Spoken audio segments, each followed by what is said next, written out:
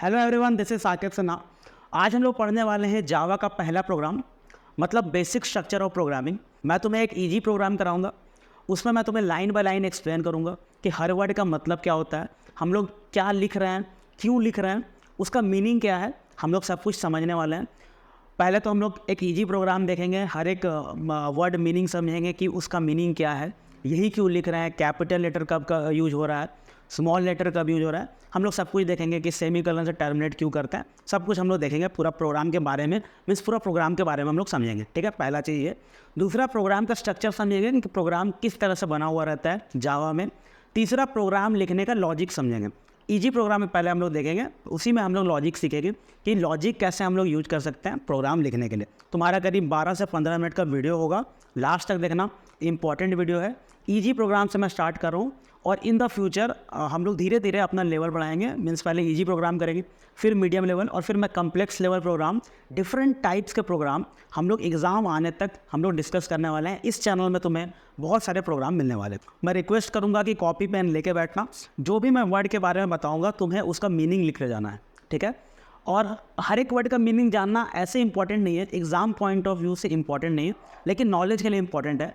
Means जब तुम्हें सब कुछ पता रहे कि क्या यूज हो रहा है, अगर सब कुछ पता रहे, हर एक वर्ड का मीनिंग पता रहे कि क्यों यूज कर रहे हैं, तो फिर प्रोग्राम लिखना आसान हो जाता है, ज़्यादा समझ में आता है, हम लोग ज़्यादा फील कर पाते हैं, कनेक्ट कर पाते हैं। ठीक है, तो आज की वीडियो में मैं तुम्हें पहला प्रोग्राम फील कराने वाला हूँ। इस वीडियो के बाद बेसिक स्ट्रक्चर एटलीस्ट तुम्हें पता होगा कि प्रोग्राम का क्या होता है, हर एक वर्ड का मीनिंग एटलीस्ट पता होगा। प्रोग्राम का क्वेश्चन क्या है कि write a program to test whether a number is even number और नॉट। मतलब यूज़र एक नंबर एंटर करेगा और वो नंबर इवन है कि नहीं, हम लोग को वो बताना है प्रोग्राम के थ्रू। ठीक है, प्रोग्राम में लिखना है कि वो नंबर इवन है कि नहीं।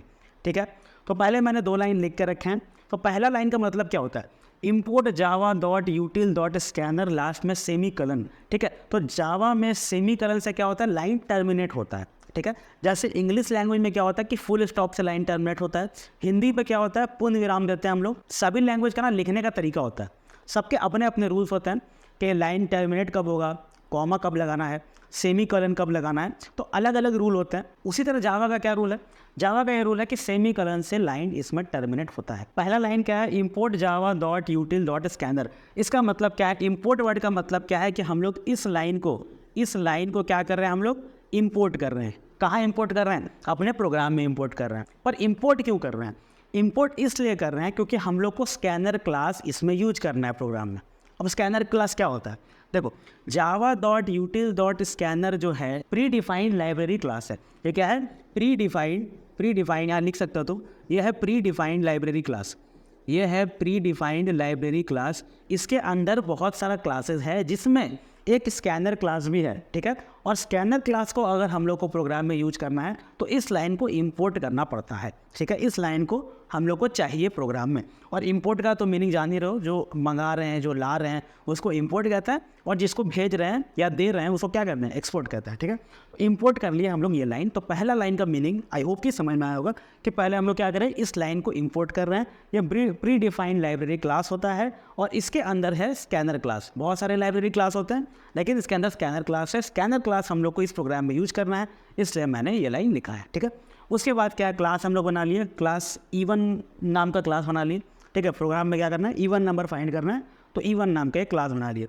आई होप कि क्लास एंड ऑब्जेक्ट वाला वीडियो तुमने देखा होगा, नहीं भी देखा है तो भी यहाँ पे समझ में आ जाएगा तुम्हें। अगर नहीं देखा है तो मैं रिकमेंड करूँगा कि ज़रूर देख लेना। ठीक है, उसके बाद क्लास का नाम हो गया यहाँ पे। उसके बाद यहाँ पे क्या किए हम लोग, ओपन ब्रेसेस किए, मीन्स क्लास का पार्ट यहाँ पे खुल जाता है प्रोग्राम का। और उसके बाद हम लोग मेन बनाते हैं। हम लोग क्या बनाते हैं, पब्लिक स्टैटिक वॉइड मेन। हम लोग क्या बनाते हैं, public static void main string ARGS। ठीक है, हम लोग ये लिखते हैं। उसके बाद फिर मेन का ब्रेसेस हम लोग यहाँ पे खोलते हैं। अब इसका मतलब क्या होता है, पब्लिक यहाँ पे क्या है, एक्सेस स्पेसिफायर है। मुझे लग रहा है तुम्हें पता होगा, अगर मेरे प्रीवियस वीडियोस तुमने देखे होंगे तो। ऐसे यहाँ पब्लिक लिखने का मतलब क्या होता है कि इस मेन मेथड को हम लोग पब्लिक बना रहे हैं। मीन्स ये method outside of the class से भी एक्सेस हो सकता है। और जावा में क्या होता है कि JVM प्रोग्राम को एग्जीक्यूट करता है, जावा वर्चुअल मशीन। ठीक है, तो जावा वर्चुअल मशीन क्या करेगा कि आउटसाइड ऑफ द क्लास से इस फंक्शन को एग्जीक्यूट करेगा, तभी प्रोग्राम रन होता है और मेन से ही प्रोग्राम का स्टार्टिंग होता है। अगर यहाँ पे हम लोग पब्लिक की जगह प्राइवेट लगा देंगे तो प्रोग्राम रन नहीं होगा। ठीक है, अगला वर्ड है स्टैटिक। स्टैटिक का मतलब ये होता है कि इस फंक्शन में, अगर फंक्शन का पहले हम लोग यहाँ पे स्टैटिक वर्ड का यूज कर रहे हैं, इसका मतलब है कि इस फंक्शन का ऑब्जेक्ट बनाने का ज़रूरत नहीं है, ऑब्जेक्ट बना के इस फंक्शन को एक्सेस करने की ज़रूरत नहीं है, ऑब्जेक्ट के थ्रू इसको एक्सेस करने का ज़रूरत नहीं है अगर हम लोग स्टैटिक वर्ड यहाँ पे यूज करते हैं। तो वॉइड का मतलब यहाँ पे होता है रिटर्न टाइप। रिटर्न टाइप का मतलब क्या है कि इस फंक्शन से हम लोग को आउटपुट क्या मिल रहा है, आउटपुट मतलब इन रिटर्न क्या मिल रहा है। तो यहाँ वॉइड का मतलब होता है नल, ठीक है। वॉइड अगर हम लोग यहाँ पे यूज कर रहे हैं, इसका मतलब है कि हम लोग को आउटपुट नल मिलेगा। मीन्स क्या है कि कुछ आउटपुट नहीं मिलेगा। अगर हम लोग यहाँ पे इंट यूज करते हैं तो इंटीजर आउटपुट मिलता, ठीक है। इंटीजर मीन्स 1 2 3 4, ठीक है, इंटीजर आउटपुट मिलता। मेन यहाँ प्रोग्राम का नाम हो गया। अब ब्रैकेट में हम लोग क्या देते हैं, आर्ग्यूमेंट देते हैं। यहाँ पे स्ट्रिंग क्या है, स्ट्रिंग तुम्हारा एक प्री डिफाइंड क्लास है, ठीक है। तुम्हारे सिलेबस में भी स्ट्रिंग है जो कि तुम्हें पढ़ना है। ARGS यहाँ पे ब्रैकेट के साथ है, इसका मतलब ये एरे टाइप का एक वेरिएबल है। एरे भी तुम्हें आगे पढ़ना है, और एरे यहाँ पे सिंगल डायमेंशनल एरे यहाँ पे लिखा जाता है, ठीक है। ब्रैकेट के अंदर ये लिखा जाता है मेन मेथड का। तो आई होप कि तुम्हें ये पूरा लाइन यहाँ तक समझ में आ गया हो, ठीक है। हमारा प्रोग्राम है कि हमें इवन नंबर टेस्ट करना है कि वो नंबर इवन है कि नहीं जो यूज़र एंटर कर रहा है। तो पहले हम लोग क्या करेंगे कि इंटीजर टाइप का एक n वेरिएबल ले रहे हैं, ठीक है। इंटीजर टाइप का एक n वेरिएबल ले रहे हैं। n जो है यहाँ पर मैं क्यों कर रहा हूँ, क्योंकि n क्या करेगा, जो यूज़र नंबर एंटर करने वाला है वो n स्टोर करेगा, ठीक है। मान लो 2 4 5 6 कुछ भी एंटर करेगा वो n में आके स्टोर होगा, ठीक है। और इंटीजर टाइप का ले रहा हूँ क्योंकि वो इंटीजर एंटर करने वाला है। डेसिमल में कुछ एंटर करता तो फ्लोट लेते, उसी हिसाब से हम लोग डेटा टाइप को एडजस्ट कर सकते हैं। यहाँ पे इंटीजर का जरूरत है तो इंटीजर लिया है। तो यहाँ पर मैं लिख रहा हूँ scanner SC is equal to new scanner system.in। मैं अभी इसका मतलब तुम्हें समझाने वाला हूँ, इसका क्या मतलब है, पूरा लाइन का मतलब मैं तुम्हें समझाऊंगा। सिस्टम डॉट, अब फिर इसको टर्मिनेट करेंगे। ये स्कैनर क्लास क्या होता है, एक प्री डिफाइंड क्लास होता है, ठीक है। मैंने यहाँ बताया था कि इस लाइब्रेरी पैकेज को इसलिए यहाँ पर इंपोर्ट कर रहे हैं क्योंकि स्कैनर क्लास यूज कर सकें। तो ये एक प्री डिफाइंड क्लास होता है, इनपुट के लिए यूज होता है, ठीक है। यहाँ पे system.in यूज हुआ है। system.in इनपुट लेने के लिए, मीन्स यूजर कोई नंबर अगर एंटर करेगा तो उसको पहले इनपुट तो कराना पड़ेगा ना, उसके बाद ही हम लोग टेस्ट कर पाएंगे कि इवन नंबर है कि नहीं है, ठीक है। तो इनपुट कराने के लिए हम लोग इसका यूज कर रहे हैं, इस क्लास का यूज कर रहे हैं, और इस क्लास का ऑब्जेक्ट बना रहे हैं SC, ठीक है। ये ऑब्जेक्ट नेम है, SC एक ऑब्जेक्ट नेम है, इसका कोई भी नाम हो सकता है। और यहाँ पे स्कैनर का शायद S कैपिटल होता है, फिर तुम्हारे यहाँ पे स्ट्रिंग का S तुम्हारा कैपिटल होता है, बाकी सारे वर्ड्स तुम्हारे स्मॉल लेटर्स में ही होते हैं, ठीक है। क्योंकि जावा क्या है, एक केस सेंसिटिव लैंग्वेज है। केस सेंसिटिव का मतलब है कि कैपिटल का मीनिंग अलग होगा, स्मॉल का मीनिंग अलग होगा। अगर यहाँ पे स्मॉल से मेन लिखा हुआ है, स्मॉल m से, उसका मीनिंग अलग हो जाएगा। कैपिटल M से लिखा है तो उसका मीनिंग अलग हो जाएगा। अगर स्मॉल लेटर से पब्लिक लिखा हुआ है, स्टार्टिंग में P अगर स्मॉल है उसका मीनिंग अलग है, अगर स्टार्टिंग में P अगर कैपिटल है तो उसका मीनिंग अलग है, ठीक है। इसको कहता है केस सेंसिटिव लैंग्वेज। जावा क्या होता है, केस सेंसिटिव लैंग्वेज होता है, ठीक है। तो स्कैनर क्लास का हम लोग क्यों यूज कर रहे हैं, यहाँ पे हम लोग इनपुट लेंगे, यूजर से इनपुट लेना चाहते हैं। क्या लेना चाहते हैं, नंबर को इनपुट कराने के लिए। तो यहाँ पे हम लोग क्या करेंगे, system.out.println,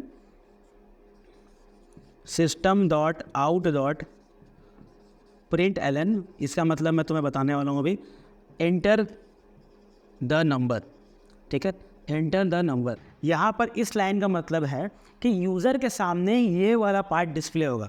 जो भी हम लोग डबल कोट में लिखते हैं एक ब्रैकेट में, वो ही पार्ट डिस्प्ले होता है, ठीक है। तो ये वाला पार्ट यूज़र को डिस्प्ले होगा, एंटर द नंबर, तब यूज़र क्या करेगा, नंबर को एंटर करेगा। और system.out.println का कैपिटल S होता है, ठीक है, आगे में कैपिटल S होता है। और system.out का मतलब होता है डिस्प्ले कराना, system.in का मतलब होता है इनपुट लेना, ठीक है। नाम से पता चल रहा है, पूरा समझ में आ रहा होगा, फील आ रहा होगा कि आउट का मतलब डिस्प्ले, इन का मतलब इनपुट, ठीक है। अब इनपुट के लिए हम लोग स्कैनर क्लास का यूज किए। ये डिस्प्ले करा दिए कि नंबर एंटर करो, तो अब वो नंबर एंटर करेगा। अब नंबर एंटर होगा तो वो स्टोर कहाँ पे होगा, स्टोर तो n में होना है, ठीक है, स्टोर तो n में होना है। तो उसको स्टोर कराने के लिए भी एक फंक्शन का यहाँ पे ज़रूरत पड़ेगा। स्टोर कराने के लिए कौन से फंक्शन का ज़रूरत पड़ेगा, n इज इक्वल टू इस ऑब्जेक्ट का नाम के साथ sc.nextInt। तो ये वाला फंक्शन का ज़रूरत पड़ेगा नंबर को इनपुट करा के n में स्टोर करने के लिए, ठीक है। ये वाला जो फंक्शन है नेक्स्ट इंट, ये क्या होता है, इंटीजर के लिए यूज होता है। अगर डबल डेटा टाइप होता तो नेक्स्ट डबल यूज करते, ठीक है। तुम्हारा बूलियन होता तो नेक्स्ट बूलियन यूज करते, लेकिन ये इंटीजर है इसलिए n is equal to SC.nextInt use होता है। देखो इतना बार ये सब यूज होता है ना प्रोग्राम में, इतना बार हम लोग ये वाला करेंगे ना कि तुम्हें याद हो जाएगा, लेकिन मीनिंग अगर समझ में आता है तो कनेक्ट ज़्यादा अच्छा से कर पाओगे, ठीक है। तो sc.nextInt ये फंक्शन हम लोग किस लिए यूज कर रहे हैं, इनपुट कराने के लिए। अब जैसे लिखाया होगा एंटर द नंबर यूजर के सामने, मान लेते हैं नंबर कोई नंबर यूजर एंटर किया, मान लेते हैं 55 एंटर किया, ठीक है। अब 55 एंटर कर रहा है तो वो किस में स्टोर हो रहा है, एन में स्टोर हो रहा है। प्लीज़ ऑटोमेटिकली ये कहाँ स्टोर हो जाएगा, ये एन में स्टोर हो जाएगा, ठीक है। एन में नंबर स्टोर यहाँ पे हो गया sc.nextInt के थ्रू। यहाँ तक समझ में आया होगा तो 50% प्रोग्राम तुम्हारा समझ में आ गया है, ठीक है। हर एक वर्ड का मीनिंग यहाँ पर अगर तुम्हें समझ आ रहा है तो 50% तुम पास हो गए। अब हम लोग यहाँ पे लॉजिक का बात करेंगे, यहाँ पे आगे प्रोग्राम हम लोगों को कैसे प्रोसीड करना है। यहाँ तक तो अब हम लोगों ने नंबर ले लिया, ठीक है, हम लोगों ने इनपुट ले लिया कि हाँ हम लोग ये काम करके देंगे। हम लोगों ने तो बोल दिया कि हाँ भाई तेरा काम हो जाएगा, लेकिन अब हम लोग को करना कैसे है वो अब हम लोग देखना है कि काम हम लोग कैसे करेंगे। तो नंबर अगर कोई इवन नंबर होता है, कब होता है इवन नंबर? इवन नंबर तब होता है जब वो 2 से डिविजिबल हो। मीन्स 2 हो गया, 4 हो गया, 8 हो गया, 6 हो गया, 10 हो गया, 256 हो गया, 258 हो गया, 1000 हो गया। जो 2 से डिविजिबल होता है, मीन्स 2 से हम लोग डिवाइड करेंगे तो रिमाइंडर 0 आना चाहिए, ठीक है। 2 से जिस नंबर को डिवाइड करेंगे उसका रिमाइंडर 0 आएगा, वो क्या होता है, तुम्हारा इवन नंबर होता है। ऑड नंबर क्या होता है, तो 2 से डिविजिबल नहीं होता है, 1 3 5 7 9, ठीक है, ये सब ऑड नंबर हो गया। यानी यहाँ पे क्या है कि n में जो नंबर है, n को अगर हम 2 से डिवाइड करेंगे और रिमाइंडर अगर 0 आ गया तो इसका मतलब क्या है कि हमारा जो नंबर है वो इवन नंबर है। और अगर रिमाइंडर 0 नहीं आया इसका मतलब हमारा नंबर क्या है, इवन नंबर नहीं है। फॉर एग्जाम्पल अगर n का वैल्यू 3 है, मान लेते हैं कि n का वैल्यू 3 है, तो 3 को अगर 2 से डिवाइड करेंगे तो रिमाइंडर क्या मिलेगा, 1 मिलेगा। रिमाइंडर क्या मिलेगा, 1 मिलेगा, ये रिमाइंडर है, ठीक है, तो रिमाइंडर 1 मिलेगा। अगर कोई नंबर 5 है तो 5 को 2 से डिवाइड करेंगे तो भी क्या होगा, रिमाइंडर 1 मिलेगा। इसका मतलब क्या है कि ये ऑड नंबर है, मतलब इवन नंबर नहीं है। अगर कोई नंबर 6 है, 6 को 2 से डिवाइड करेंगे तो रिमाइंडर क्या मिलेगा, 0 मिलेगा। अगर रिमाइंडर 0 मिलेगा इसका मतलब क्या है कि वो इवन नंबर है, ठीक है। लॉजिक क्लियर है कि इवन नंबर कब होता है और ऑड नंबर कब होता है, ठीक है। तो अगर n, ठीक है, अब हम लोगों ने क्या देखा कि अगर इफ़ n को मॉडुलस करेंगे 2 से, ठीक है, इक्वल टू 0 आया, n मॉडुलस 2, यहाँ मॉडुलस का मतलब है कि डिवाइड करने पर रिमाइंडर क्या आ रहा है। और ब्रैकेट के अंदर इक्वल टू ऑपरेटर जब यूज होता है तो 2 बार लिखा जाता है जावा में, ठीक है। तो अगर n मॉडुलस 2 इक्वल टू 0 है, यानी जो नंबर है, अगर जो नंबर है, यानी मान लो ये नंबर है, चाहे ये नंबर है, कोई भी नंबर है, उसको 2 से हम डिवाइड करेंगे और रिमाइंडर जब हमारा 0 आ रहा है तो क्या है, इवन नंबर है, ठीक है। तो इवन नंबर है, इसका मतलब तो क्या होगा, system.out.println, मतलब डिस्प्ले क्या होगा, system.out.println क्या डिस्प्ले होगा, the number is even, the number is even. जो भी हम लोग डबल कोट में लिखेंगे वो क्या हो रहा है, हमारा डिस्प्ले हो रहा है। तो अगर n मॉडुलस 2 इक्वल टू 0, यहाँ कंप्यूटेशन क्या हुआ कि n मॉडुलस 2 इक्वल टू 0 आया तो नंबर क्या आ गया, इवन, ठीक है। यहाँ इफ़ एल्स का हम लोग यूज़ कर रहे हैं, इफ़ एल्स का हम लोग यूज़ कर रहे हैं। अगर ऐसा हुआ तो नंबर इवन आएगा और हम लोग उसको डिस्प्ले कर देंगे, ठीक है, कि नंबर इवन है। प्रिंट एलन का मतलब होता है कि नया लाइन में प्रिंट हो रहा है, ठीक है। यहाँ पे अगर एलन लगा रहे हैं मीन्स न्यू लाइन में प्रिंट हो रहा है, एलन नहीं लगाएंगे तो न्यू लाइन में प्रिंट नहीं होगा, ठीक है, सेम लाइन में प्रिंट हो जाएगा जो पिछला लाइन में प्रिंट हुआ था। तो हम लोग नया लाइन में क्या प्रिंट किए कि नंबर क्या है, इवन है। अगर n मॉडुलस 2 इक्वल टू 0 है, ठीक है। नहीं है तो, अगर नहीं है ऐसा, अगर ये वाला स्टेटमेंट फॉल्स हो जाता है तो क्या एग्जीक्यूट होगा, the number is not even, ठीक है, यानी कि नंबर क्या है, इवन नहीं है, नंबर इवन नहीं है। इसके बाद हम लोग क्या करेंगे, मेन को बंद करेंगे और उसके बाद लास्ट में क्लास को बंद करेंगे। यहाँ पे क्या हो रहा है मैं थोड़ा सा बता देता हूँ कि अगर नंबर को हम लोग डिवाइड किए 2 से और रिमाइंडर 0 आया, ठीक है, ये स्टेटमेंट अगर ट्रू हो गया, अगर ये स्टेटमेंट ट्रू हो गया तो ये वाला एग्जीक्यूट करेगा, ठीक है, इसका नीचे पहला वाला। और अगर ये स्टेटमेंट फॉल्स हो गया तो एल्स वाला पार्ट एग्जीक्यूट करेगा। मीन्स अगर ये फॉल्स हो जा रहा है तो ये प्रिंट आ जाएगा कि नंबर इवन नहीं है जो भी आपने इनपुट किया है। और अगर ये ट्रू हो गया, तो ये वाला इनपुट आ जाएगा कि जो भी आपने नंबर एंटर किया है वो क्या है, इवन है। मान लेते हैं कि n का वैल्यू यहाँ पे क्या था, n का वैल्यू यहाँ पे 55 था। यूजर ने जब यहाँ पे डिस्प्ले हुआ होगा कि एंटर द नंबर तो उसने 55 एंटर कर दिया। अब यहाँ पर n का वैल्यू क्या हो गया है, 55 हो गया है, n का वैल्यू 55 हो गया है। तो यहाँ पर जब आया तो ये कंडीशन चेक हुआ कि 55 modulus 2 is equal to 0, means क्या वो 0 आ रहा है मॉडुलस 2। अगर आ रहा है, यहाँ पे तो नहीं आ रहा ना, यहाँ पे तो नहीं आएगा, 1 रिमाइंडर आ जाएगा।